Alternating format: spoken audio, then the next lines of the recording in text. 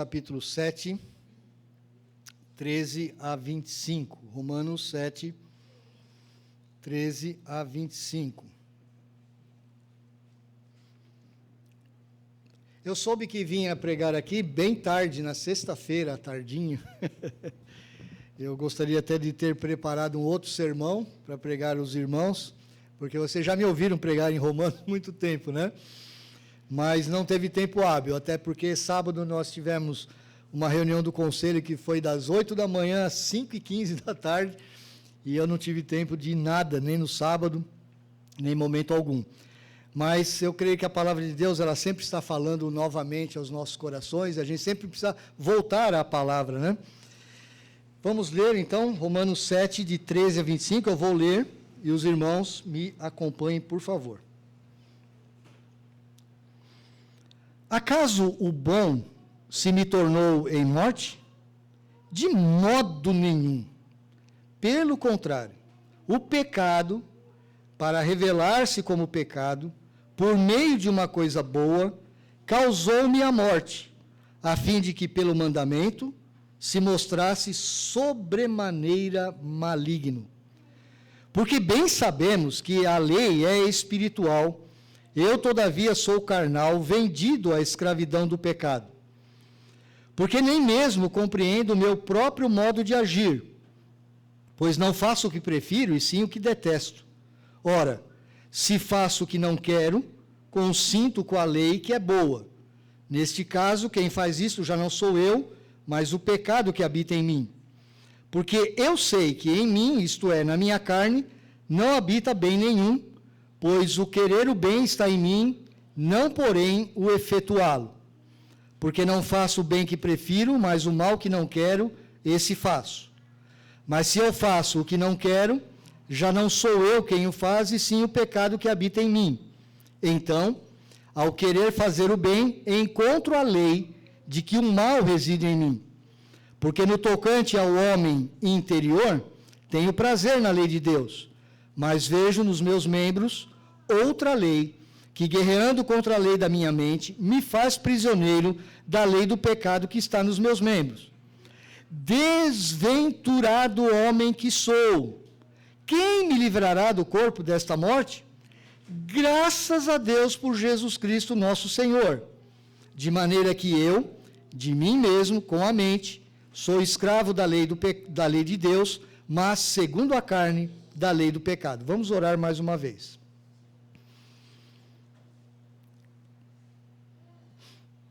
Pedimos, ó Deus, a direção do Teu Espírito, a Tua graça, para que todos nós possamos ser trabalhados pela Tua palavra, transformados por ela, possamos nos encantar com o Senhor Jesus Cristo, amá-lo mais, adorá-lo, agradecê-lo, por esta grande obra de salvação na nossa vida.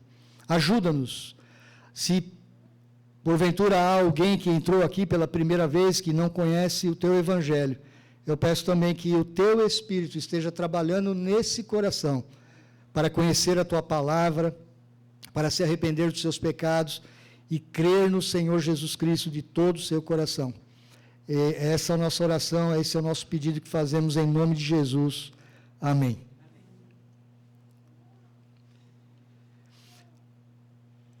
O capítulo 7 de Romanos, Paulo está falando para nós que nós não estamos mais debaixo do controle, do governo da lei. Ele já havia falado isso lá no capítulo 5, versos 14, ele já havia falado isso no capítulo 6, nós lemos inclusive aqui na liturgia, nós não estamos mais debaixo da lei. Veja, ele está escrevendo por uma igreja que fica em Roma, e que tem judeus lá naquela igreja, judeus convertidos. Porque nas sinagogas, quem que frequentava as sinagogas, seja de Roma, ou de Jerusalém, ou de qualquer lugar do mundo?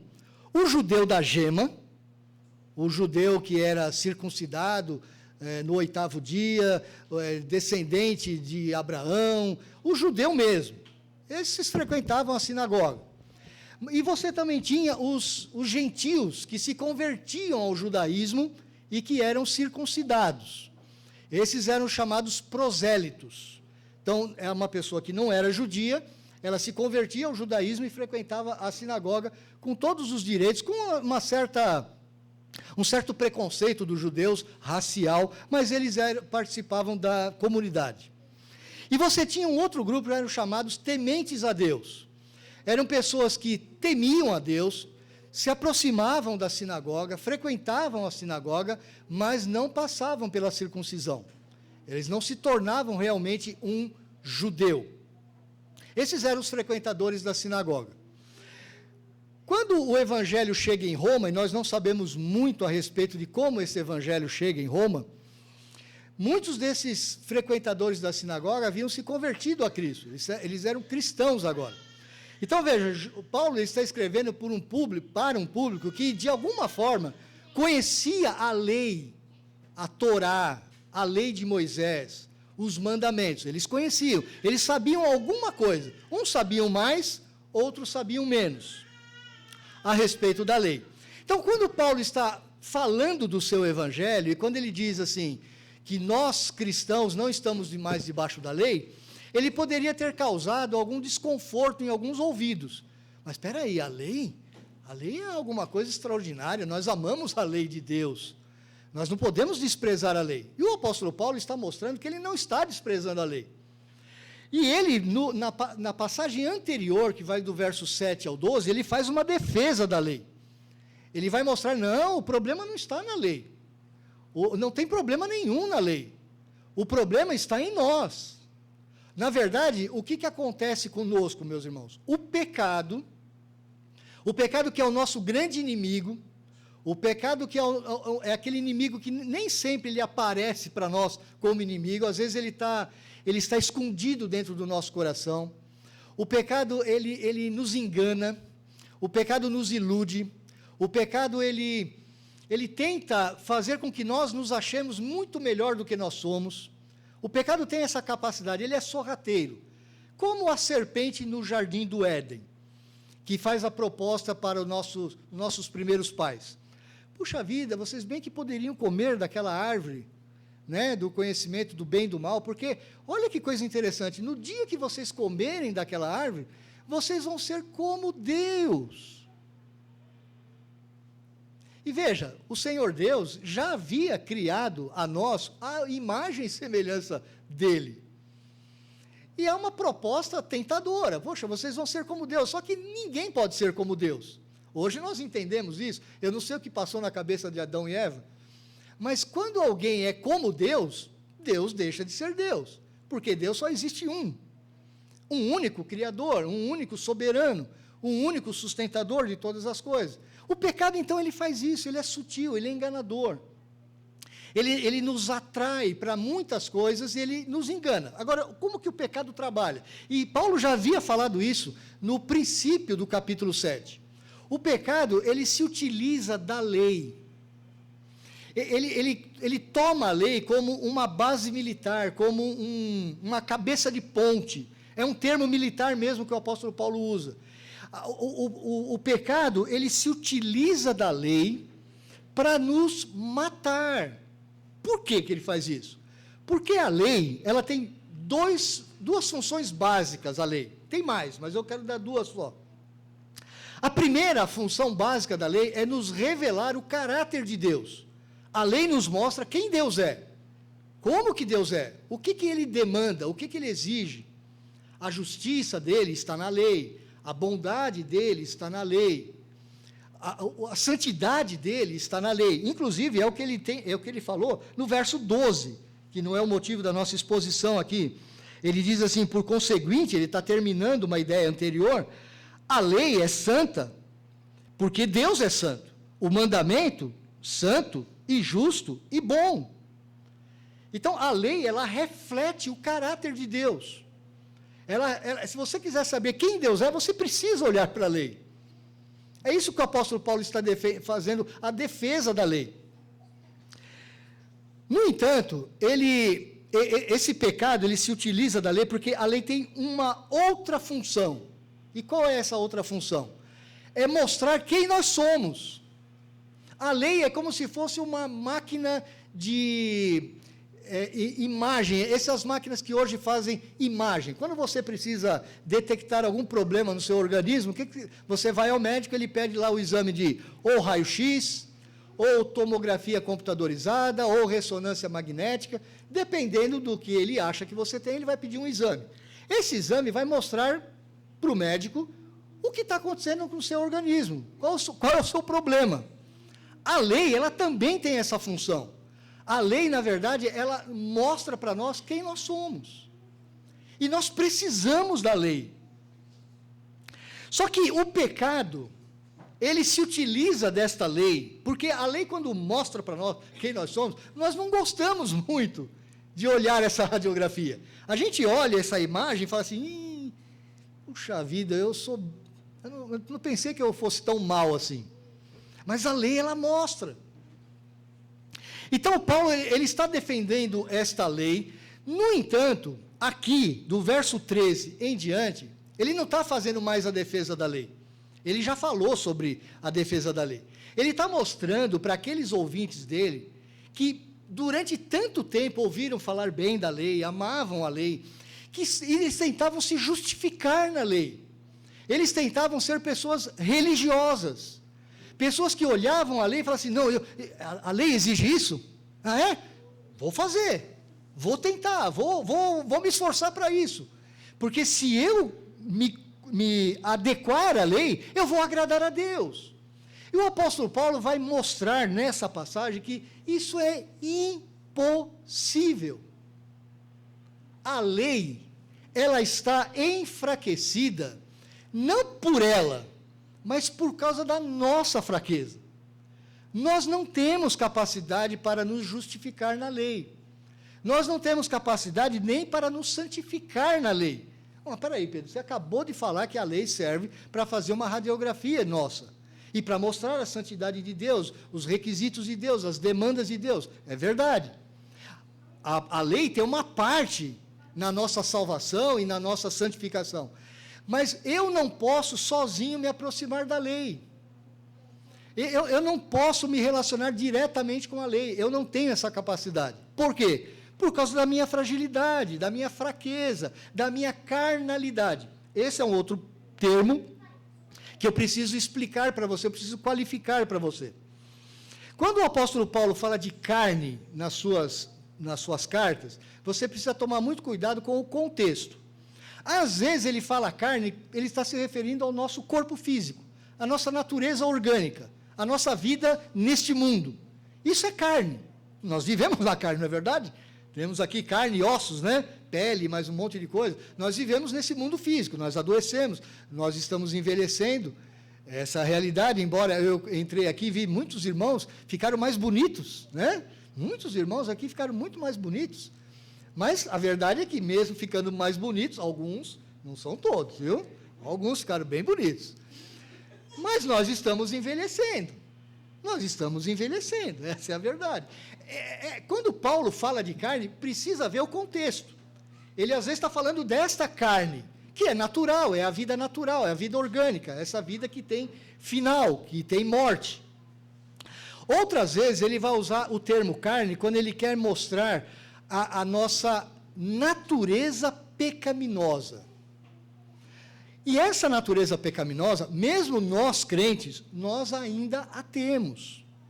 É a nossa luta contra o pecado. Por isso que em Coríntios, principalmente, o apóstolo Paulo vai exortar aquela igreja, que é uma igreja imatura, é uma igreja que está cometendo vários absurdos, e Paulo então mostra para aquela igreja, vocês estão como carnais, como crianças em Cristo. Vocês estão seguindo as paixões carnais que vocês herdaram de Adão. Então, carne também tem esse sentido. A nossa natureza pecaminosa, mesmo de nós crentes. Que herdamos de quem? De Adão. Quando essas crianças lindas, bonitinhas aqui, quando elas já nascem com essa natureza pecaminosa. E elas vão demonstrar para os seus papais e para as suas mamães, muito rapidamente, essa natureza pecaminosa. As mães percebem isso logo no início, né? A natureza pecaminosa pula. Agora, tem uma outra carne que Paulo usa, e essa é importante que você entenda, é a situação do homem sem Cristo. do homem que ainda não conhece o Evangelho. Ele está na carne, mas ele está dominado pela carne. Ele não tem chance. Ele é um escravo do pecado. A carne para o mundo é uma completa escravidão. Então, dependendo do contexto, você precisa entender o que Paulo está falando sobre carnalidade. Nós vamos passar por alguns versos aqui e a gente vai destacar isso aqui. Então, aqui, do verso 13 ao verso 25, o que Paulo quer mostrar para aquela igreja? Vocês que amam a lei, vocês que têm temor de Deus, vocês que têm zelo de Deus, ele vai falar isso em Romanos 10, verso 2, vocês que são zelosos da lei, vocês não podem se justificar na lei. Ou seja, ele está falando assim, não sejam pessoas religiosas, sejam pessoas como aconteceu comigo. Eu era uma pessoa religiosa, Paulo está falando. O Saulo de Tarso, ele era uma pessoa extremamente religiosa. Ele era um fariseu. Ele dizia, inclusive, olha, externamente, eu era irrepreensível na lei. Ninguém podia me acusar de nada. Se o Saulo de Tarso, se o Nicodemos, se esses grandes fariseus do passado, se eles vivessem aqui no nosso meio, se eles morassem conosco, se eles fossem nossos vizinhos, a gente ia olhar para eles e falar assim, esse é o melhor homem do bairro. Eles são irrepreensíveis. E são impecáveis. Eles são nota 10.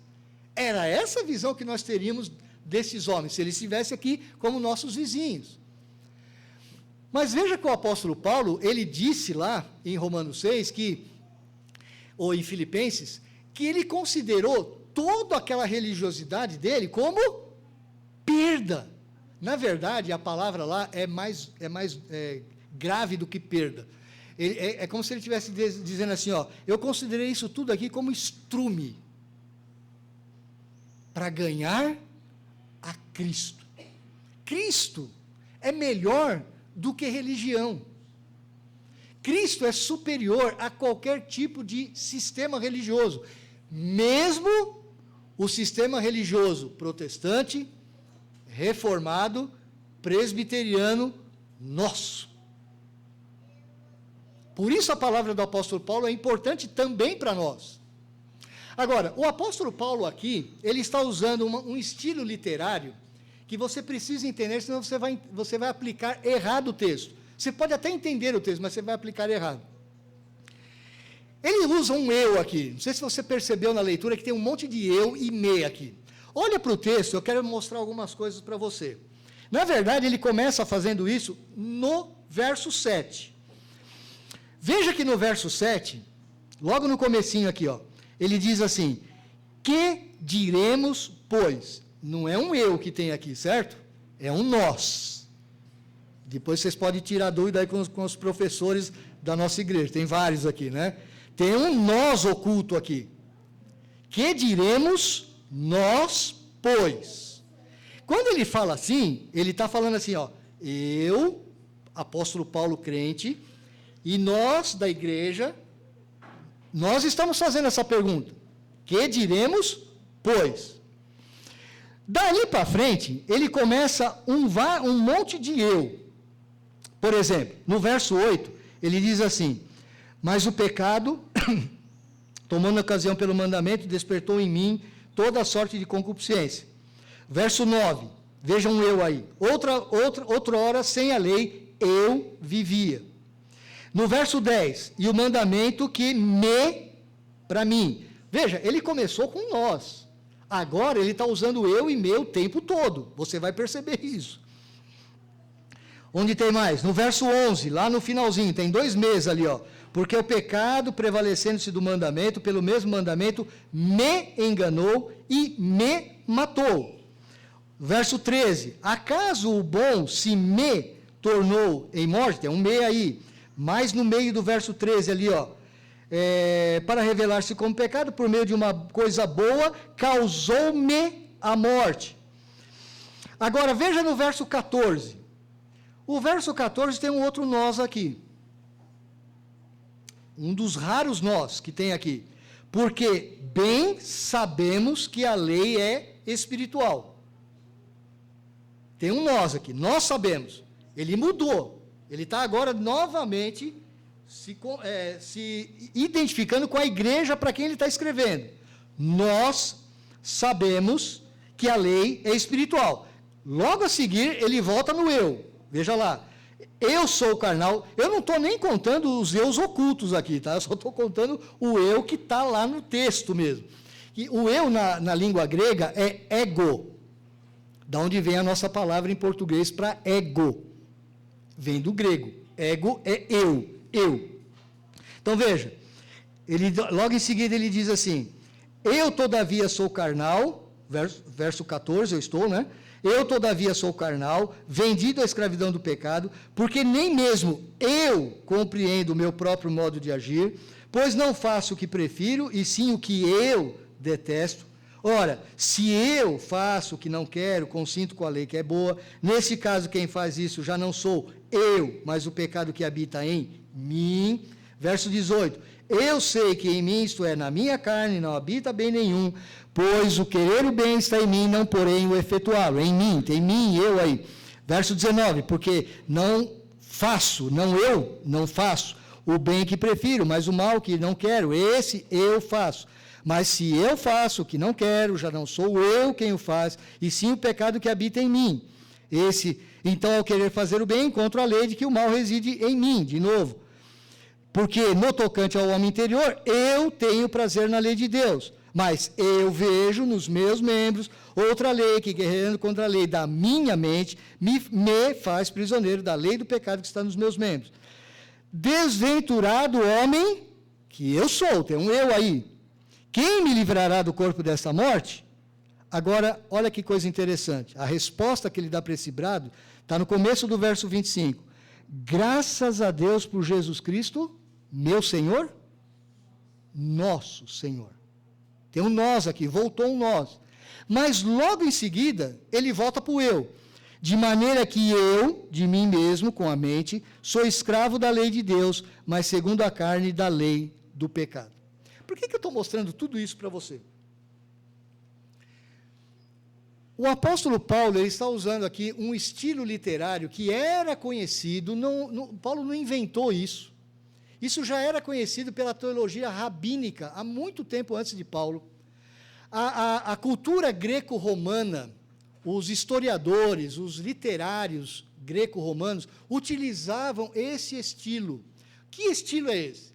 Ele se coloca na posição de um eu fictício, representando um grupo, um povo.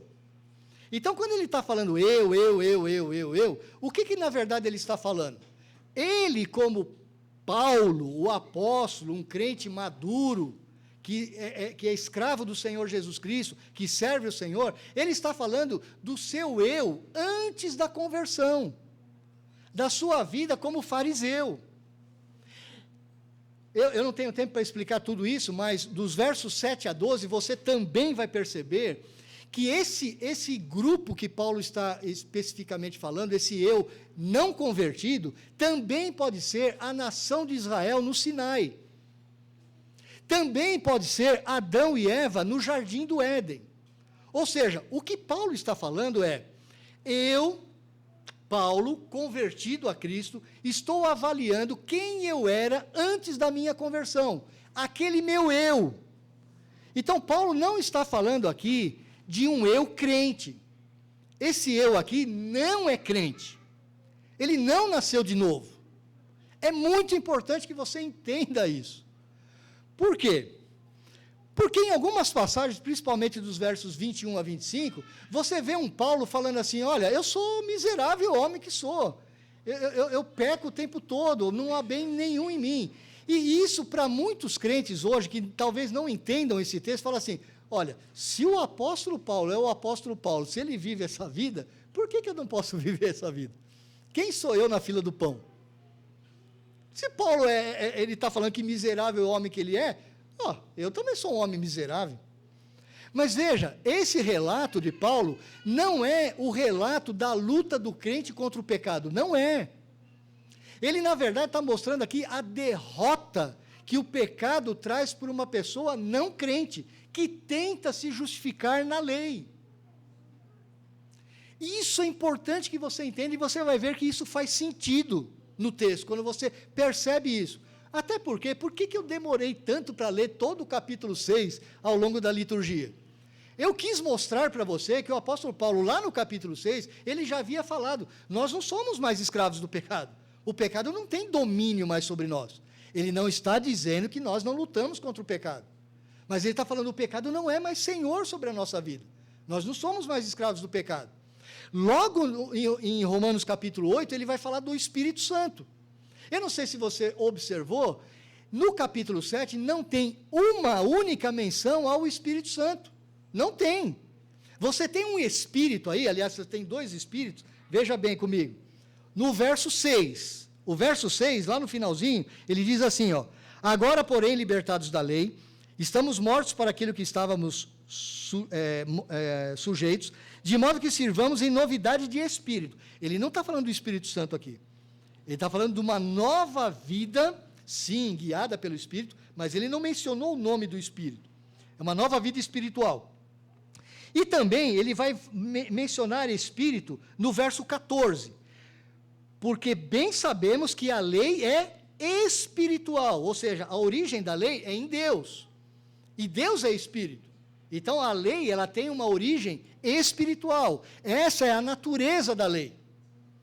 São as únicas vezes que em todo o capítulo 7 aparece o termo espiritual. Não aparece nenhuma vez o nome do Espírito Santo.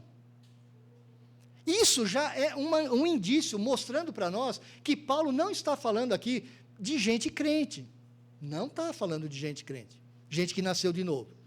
Em compensação, no capítulo 8, quando ele vai falar do grande hino do Espírito Santo, ele vai falar da nossa libertação do poder da carne e do poder da morte, aqueles grandes poderes que nos destroem.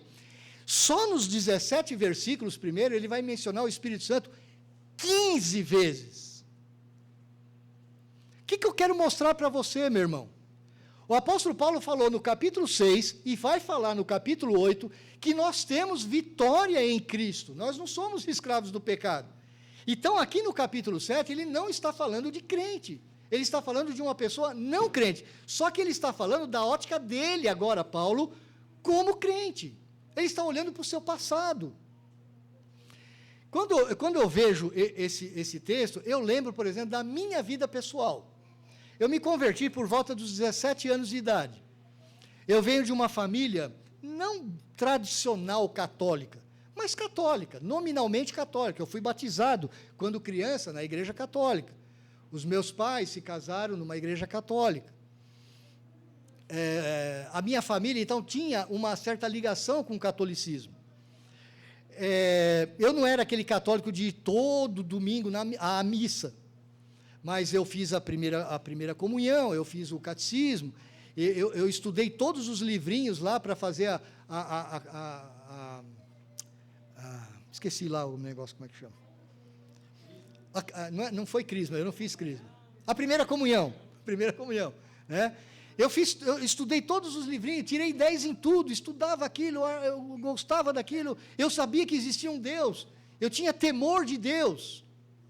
Hoje, como crente em Cristo, nascido de novo, eu olho para a minha adolescência, eu olho até os meus 17, 18 anos, e eu fico pensando, puxa vida, isso realmente que Paulo está falando, aconteceu comigo lá. Eu sabia que muitas coisas eram boas, eu sabia que a lei era boa, eu sabia que Deus exigia alguma coisa de mim, mas eu via a derrota em mim, eu não conseguia viver aquele padrão. E essa é a realidade de muita gente religiosa. E não é só na igreja católica, que é uma falsa igreja, que é uma igreja que não ensina a verdade do Evangelho, é verdade. Mas isso pode acontecer numa igreja verdadeira como a nossa. Pode acontecer nos melhores meios reformados e presbiterianos. Nós podemos ter pessoas não crentes vivendo esse drama, tentando se justificar na lei. Isso pode acontecer, inclusive, com pessoas que se dizem não religiosas. Pessoas que dizem assim, eu não tenho religião nenhuma, eu procuro ser uma pessoa de bom senso. Você já encontrou pessoas assim? Hoje é o que mais tem. Eu procuro ser uma pessoa coerente. eu procuro ser uma pessoa equilibrada, eu procuro ser uma pessoa que conhece o mundo ao meu redor. E não é uma característica só da nossa época, meus irmãos. Os fariseus da época do apóstolo Paulo, inclusive o Saulo de Tarso, eles eram assim, embora religiosos. Immanuel Kant, um grande filósofo, um dos maiores de toda a história da filosofia, ele era um homem brilhante. Ele era um homem espetacular, moralmente ele era irrepreensível. O Immanuel Kant, ele era um homem tão regrado, que na pequena cidade onde ele morava, Königsberg, as pessoas marcavam os horários através das saídas que o Immanuel Kant fazia da sua casa. Ele saía sempre no mesmo horário para dar sua voltinha e voltava. Então, quando as pessoas viam o Kant saindo, opa, é a hora do Kant, então ele já sabia que hora era do dia. Ele era um homem impressionante. O apóstolo Paulo também foi um homem impressionante. Nicodemos, o professor fariseu, bem visto pelos seus pares, quando ele se encontrou com Jesus, ele ficou embasbacado. Ele ficou impressionado com o Senhor Jesus. E ele era um mestre fariseu. E o Senhor Jesus não ficou impressionado com o Nicodemos. Tanto é que o Senhor Jesus vai dizer para Nicodemos: Nicodemos, importa-vos nascer de novo. Então, as pessoas mais moralistas da nossa época, as pessoas que elas se dizem secularizadas, mas elas se dizem pessoas de bom senso, pessoas que são coerentes com a sua realidade, com a vida, elas podem apresentar muitas vezes um padrão de vida que você fala assim: olha, só falta, já viu aquela expressão que a gente usa? Só falta ser crente? Mas só falta ser crente, na verdade, falta tudo. Esse só falta ser crente é uma distância gigante, enorme, é infinito. Então, o apóstolo Paulo, ele está mostrando que a lei, nós não podemos nos utilizar da lei para nos tornarmos pessoas religiosas, nos justificando em nós mesmos. E esse é o contexto geral. Agora nós vamos para o texto, para você ver isso, como isso se traduz. O verso 13, ele está, na verdade, esse é um verso de transição. Ele terminou a passagem anterior, onde ele defende a lei. Ele fala que o mandamento é santo, justo e bom. Foi a última expressão que ele fez no verso 12. Aí ele começa o 13 assim: acaso o bom se me tornou em morte? Ou seja, o apóstolo Paulo está dizendo assim: a lei, então, me matou? Era isso que ele tinha falado. O bom se me tornou em morte. Como é que é isso? Ele vai explicar. Como é que a lei me mata? No verso 13 ainda, ele repete algo que já apareceu anteriormente. Eu vou passar isso bem rapidamente com você. Ele responde de forma enfática. Esse de modo nenhum aqui, eu não tenho como mostrar para você que isso aqui é tão enfático quanto a expressão que Paulo usa aqui no grego. É por isso que eu falo com força às vezes. De jeito nenhum.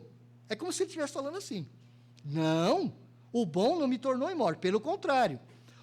O pecado, para revelar-se como pecado, por meio de uma coisa boa que é a lei, me matou, causou-me a morte, a fim de que pelo mandamento se mostrasse sobremaneira maligno. Então, na providência de Deus, o que Deus faz? Para mostrar o quanto o pecado é maligno, o quanto ele é mau, ele usa a lei para isso. Então, na verdade, o apóstolo Paulo está falando, o problema não está com a lei, o problema está em nós, na nossa fraqueza. O pecado se utiliza da lei, que é boa, para nos matar. Isso é que a lei faz no primeiro momento. Ela nos mata. Ela mostra para nós assim: você não tem saída. Você não tem chance.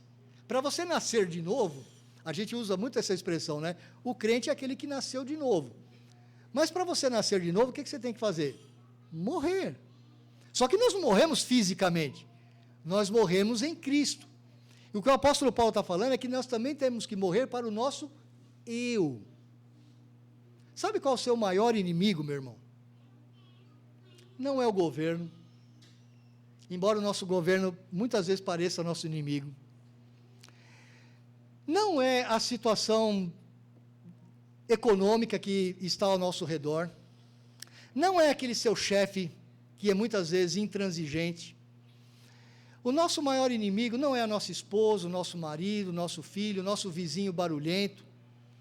O nosso inimigo não é nem às vezes aquelas pessoas que nos perseguem, que nos prejudicam no trânsito ou na nossa vida do dia a dia. O nosso maior inimigo mora dentro de nós mesmos, somos nós. Com o nosso pecado, com o nosso eu egoísta, autocentrado. Esse é o nosso maior inimigo. Por isso a lei é uma bênção de Deus para mostrar para nós quem realmente nós somos. Por isso temos escola dominical para estudarmos desde a meninice até a nossa velhice, a lei do Senhor.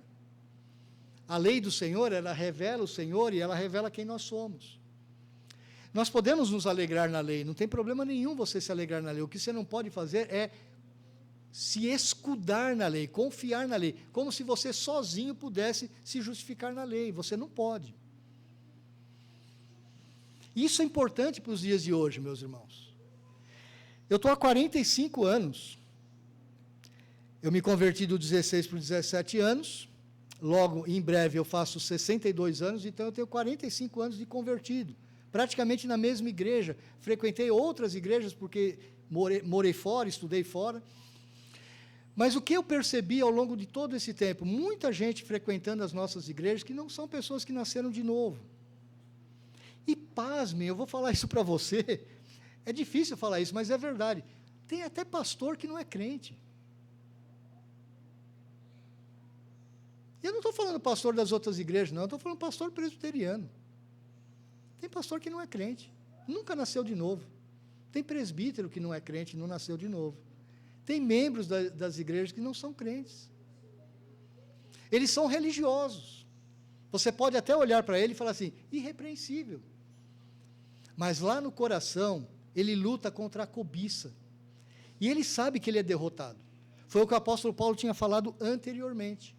Aliás, essa passagem do 7 ao 25, o apóstolo Paulo está, na verdade, desembrulhando um versículo que ele tinha mencionado antes, que é o verso 5 do capítulo 7.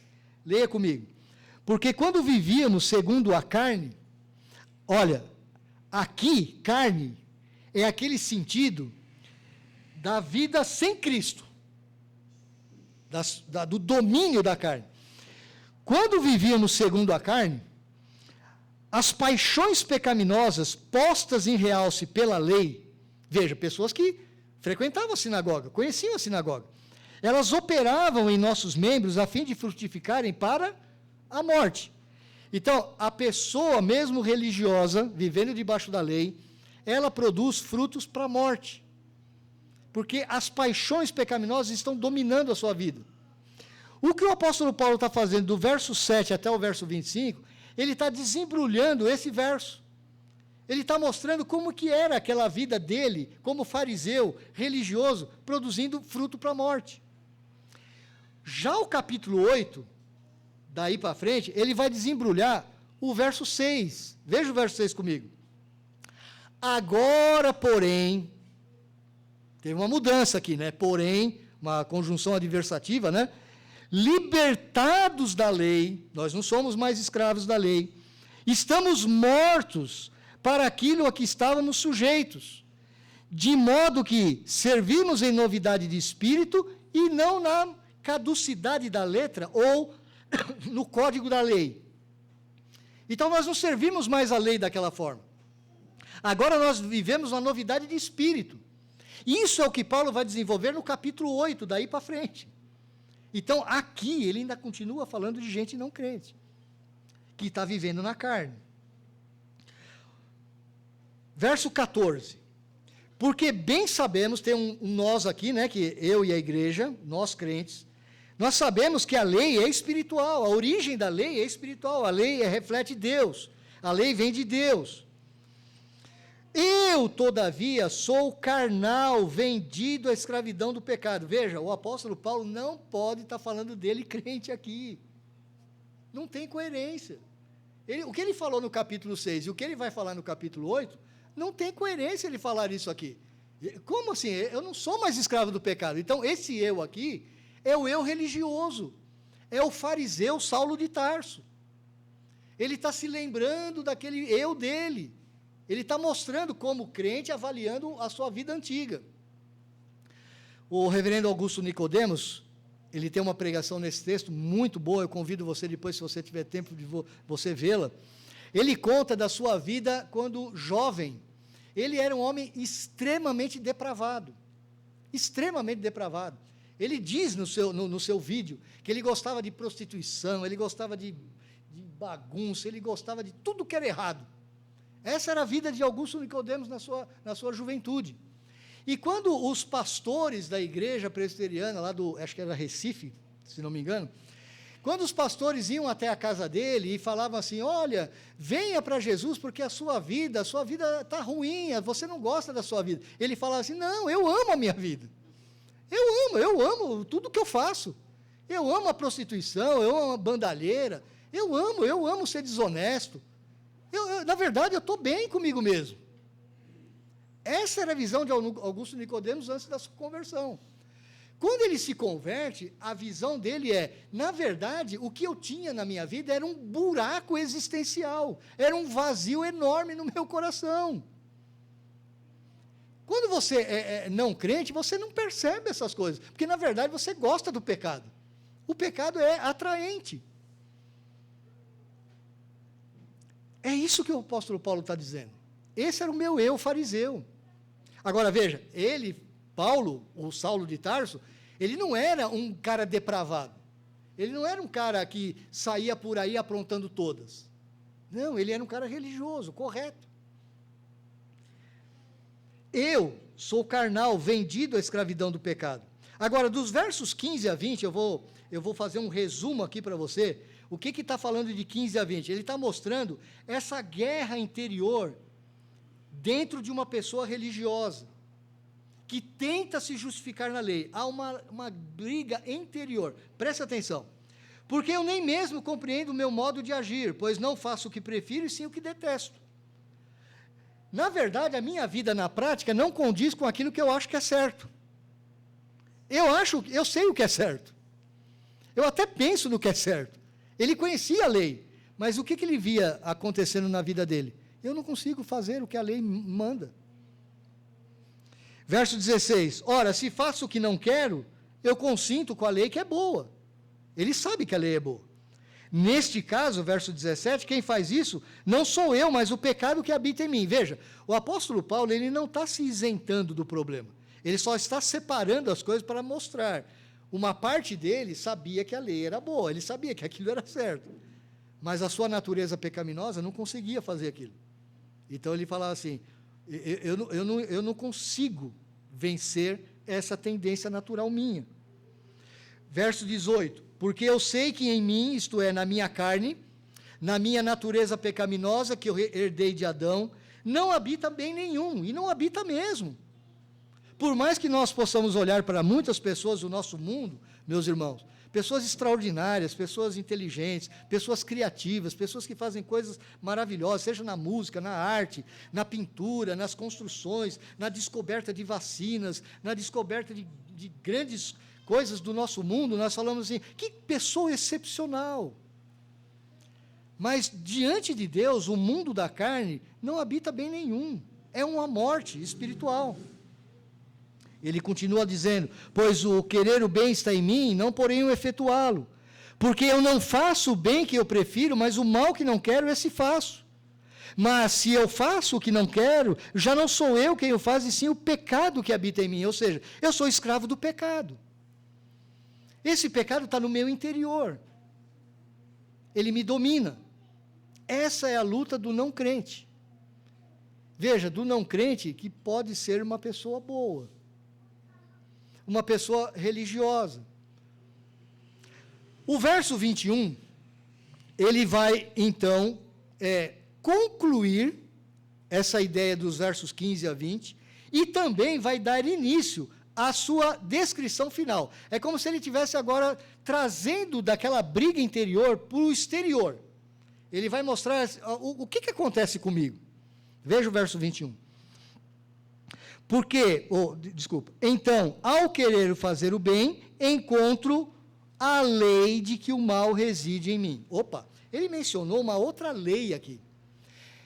Daqui para frente, dos versos 21 a 25, ele vai mencionar a palavra lei cerca de 7 vezes. É muita coisa para 7 versículos. Porque ele vai usar um outro princípio aqui, uma outra palavrinha lei, que não é mais a lei de Moisés, não é mais a Torá, não é mais a lei revelada no Antigo Testamento. Ele vai falar de uma lei do pecado e da morte, a lei que habita dentro dele. Ele vai encontrar essa lei que o escraviza, essa lei que o mata. Então veja o que ele diz. Então, ao querer fazer o bem, eu olho para a lei de Moisés, eu quero fazer o bem, mas eu encontro uma outra lei de que o mal reside em mim. O mal habita em mim. Essa é a realidade do eu, não crente. Agora o verso 22. Porque no tocante ao homem interior, eu tenho prazer na lei de Deus. Ele está repetindo aqui, na verdade. Mas eu vejo nos meus membros, ou seja, no meu dia a dia, nas minhas atitudes, nas coisas que acontecem comigo, eu vejo uma outra lei, que guerreando contra a lei da minha mente, me faz prisioneiro da lei do pecado que está nos meus membros. Ou seja, eu sou escravo. Eu não consigo mudar. Veja, é triste isso. O que o apóstolo Paulo está descrevendo aqui é um quadro de escravidão. É de derrota espiritual. Essa é a vida de um religioso. Ele não tem paz. Ele não tem paz. Verso 23. Mas eu vejo nos meus membros outra lei que, guerreando contra a lei da minha mente, me faz prisioneiro da lei do pecado que está nos meus membros. E aí ele irrompe, talvez na expressão mais angustiante de uma pessoa não crente que está revelado nas Escrituras.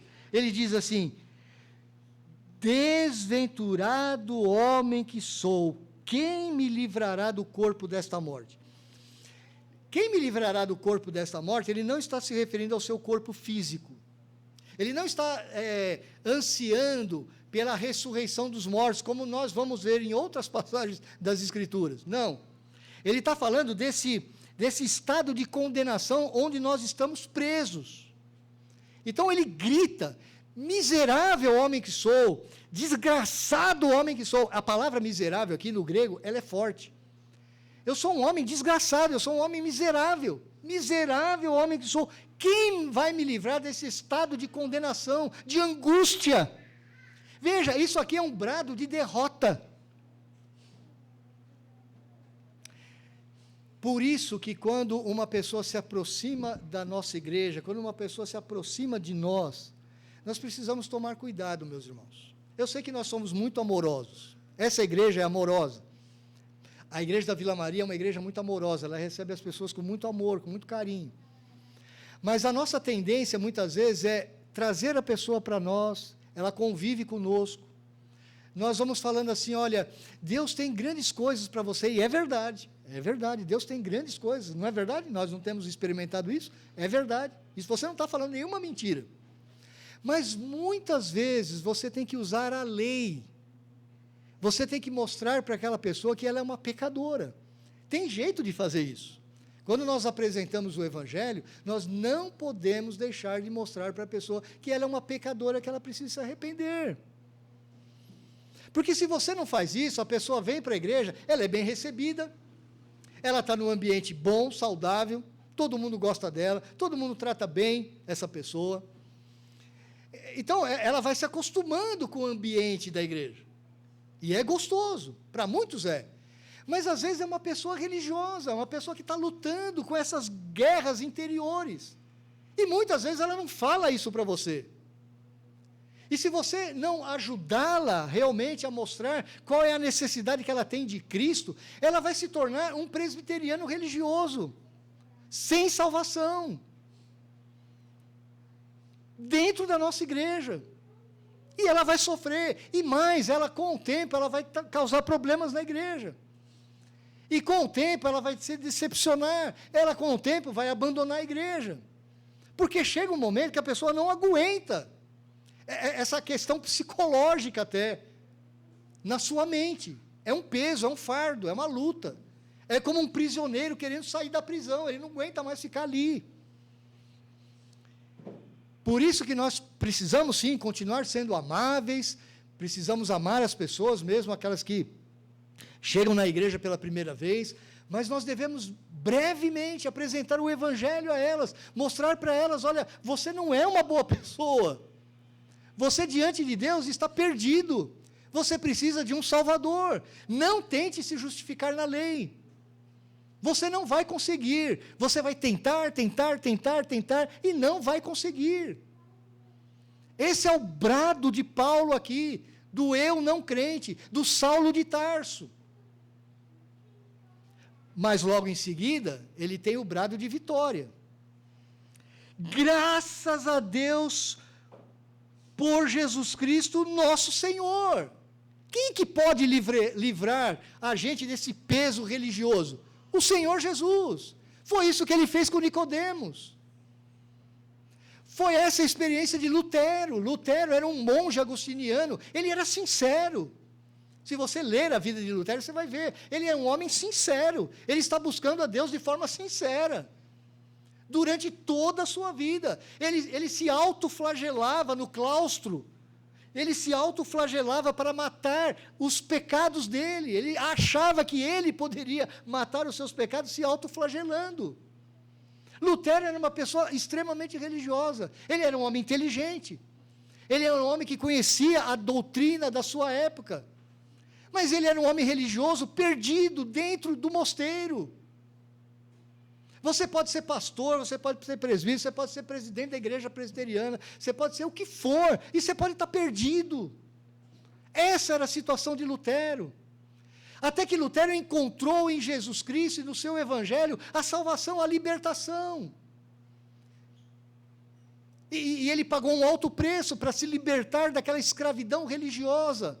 Ele procurou o seu mentor, ele procurou o seu líder, ele explicou para aquele seu líder durante muito tempo. E aquele seu líder, também perdido dentro da religião, também não soube mostrar para ele qual é o caminho. O caminho é que Jesus passa a ser nosso Senhor. E Jesus ser o nosso Senhor é: Senhor, o que o Senhor quer da minha vida? A minha vida te pertence, agora eu não tenho mais amores dentro do meu coração. O meu maior amor é o Senhor. Eu assisti um filme recentemente, está na Max, aquele streaming Max, chama Outra Chance para o Amor. Quem gosta de filme romântico, eu recomendo para os casais. Muito bonito, muito bonito. É um filme quase cristão, tem alguns elementos cristãos ali, um filme muito bonito mesmo. Tem um rapaz ali, crente, que frequenta a igreja, e ele gosta de uma menina que é muito amiga da família, muito bonita, mas não crente. Ela não vai à igreja. Mas ele é apaixonado por aquela menina. Ele é apaixonado por ela. Só que no meio do filme, eu vou te contar uma parte do filme, não vou contar tudo. No meio do filme, essa menina é atropelada. Quem já viu esse filme aí? Opa, ninguém viu. Pois eu recomendo vocês verem o filme. Essa menina é atropelada. E ela fica ali um tempo entre a vida e a morte. E ele é tão apaixonado por ela que ele faz orações a Deus mais ou menos assim: Deus, eu te imploro, salve-a, não permita que ela morra. Ele faz essa oração dia e noite. Mas ela morre. E ele mais à frente, ele vai comentar com um amigo, ele vai falar: mas eu implorei tanto para ele. Quando uma pessoa é religiosa, meus irmãos, ela faz mais ou menos assim, ela planeja a sua vida, ela faz as coisas do jeito que ela acha que tem que ser, e ela pede a Deus a bênção sobre a sua vida. Quando as coisas não acontecem do jeito que ela gostaria, ela se revolta contra Deus. E essa revolta contra Deus tem várias nuances. Várias nuances. Pode ser uma revolta explosiva, visível a todo mundo. Eu me revoltei com Deus. Muitas pessoas fazem isso. Mas pode ser sutil. A pessoa vai pensando assim, acho que Deus não ouve minhas orações, não. Acho que esse negócio de Deus é conversa fiada. Porque eu pedi tanto, mas ele não me abençoou. Lembra do Jó? Jó era um homem temente a Deus. Era um homem que estava servindo a Deus, fazendo o seu melhor. E era um homem crente. Ele era crente. E Deus fez que a vida do Jó se tornasse uma bagunça.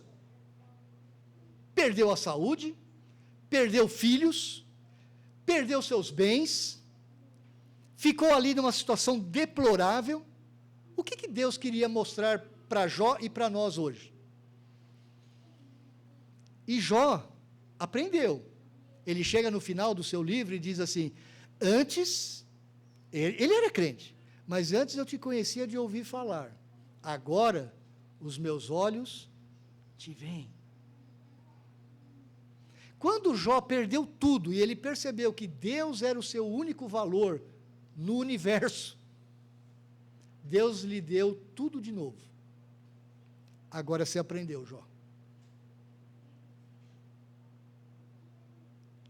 Pessoas religiosas planejam a sua vida, pedem a bênção de Deus, buscam em oração a bênção de Deus, mas quando não acontece, elas se frustram. Porque o Senhor Jesus Cristo não é o Senhor ainda das suas vidas. Quando o Senhor Jesus é o Senhor da nossa vida, mesmo que o mundo caia ao seu redor, mesmo que você perca toda a sua família, mesmo que você perca a sua saúde, mesmo que só fique a sua esposa reclamando com você, falando assim, amaldiçoa o teu Deus e morre, como a mulher de Jó, você ainda vai dizer, não, o Senhor Deus deu, o Senhor tirou, bendito seja o nome do Senhor, Ele é o meu maior valor. É disso que o apóstolo Paulo está falando. Então veja, não é só crer no Senhor Jesus, é ter o Senhor Jesus como Senhor absoluto da minha vida. Ele é a única salvação para o religioso. Tanto é que, logo a seguir, ele volta no seu estilo do lamento. Veja logo a seguir, no final do verso 25. De maneira que porque veja, ele aqui, o objetivo de Paulo aqui é mostrar a lei não tem capacidade de nos salvar. Por causa da nossa fraqueza. Então ele volta a dizer, de maneira que eu, Saulo de Tarso, de mim mesmo com a mente, sou escravo da lei de Deus, mas segundo a carne, da lei do pecado. Essa é a exposição do apóstolo Paulo. Algumas aplicações para nós hoje aqui, meus irmãos. O que nós fazemos com isso? Primeiro, começar da onde Paulo parou, né? Onde Paulo começou.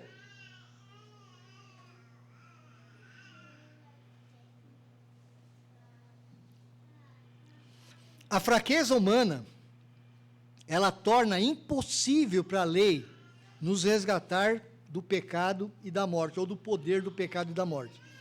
A lei não pode te livrar. Você precisa da lei, mas a lei não pode te livrar. Segunda aplicação para nós hoje aqui. Nós não podemos agradar a Deus pelos nossos próprios esforços.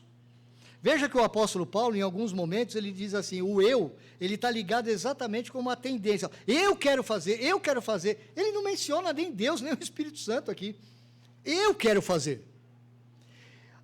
Nós não podemos agradar a Deus com os nossos próprios esforços, meus irmãos, não podemos. Nós nunca podemos cumprir a sua lei. Ou seja, nós temos que confessar que nós somos sempre devedores à graça de Deus. Quando você vem para o culto, você vem com um monte de coisas na sua mente, no seu coração, mas você tem que vir com o primeiro pensamento, eu vou dar graças a Deus pela libertação que Ele já me deu. Ele me libertou desses poderes todos de Adão, do mundo de Adão, Ele me libertou da ira de Deus, do pecado, da morte, do domínio da lei. Ele me libertou de todos os maiores inimigos, do meu próprio eu. Ele me libertou. Então eu venho ao culto dar graças ao Senhor pela grande libertação que Ele já me deu. Somos devedores da graça. Romanos capítulo 7 é sobre pessoas religiosas. Paulo está olhando aqui para o melhor dos seres humanos fora de Cristo. Então, não se engane com as pessoas. Não se engane. Nós podemos passar muito do nosso tempo hoje tentando ser sinceros, desejos até profundos de fazer a vontade de Deus, mas se somos só pessoas religiosas, nós vamos nos frustrar. Ser sincero só não é suficiente. E muitas pessoas falam assim, mas eu sou tão sincero. Eu acredito. E eu acredito mesmo. Mas só sinceridade não é suficiente. A sinceridade não vai fazer você cumprir a vontade de Deus para a sua vida. Outra coisa.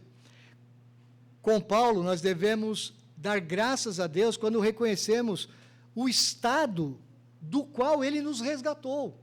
Você faz isso se você teve uma vida de passado não crente como eu tive? Você olha lá para trás e fala assim, deixa eu olhar como é que eu era. Deixa eu olhar o buraco que tinha dentro do meu coração e às vezes eu não conseguia nem explicar. Olhar para trás, para aquele tempo, é bom. Para você louvar mais a Deus por aquilo que Deus lhe deu ao longo de todo esse caminho.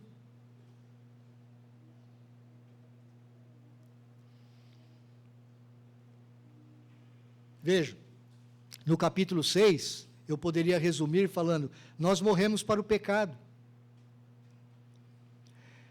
No capítulo 8, nós temos o poder do Espírito Santo no nosso interior, para vencer a nossa natureza pecaminosa e a morte. A morte, o nosso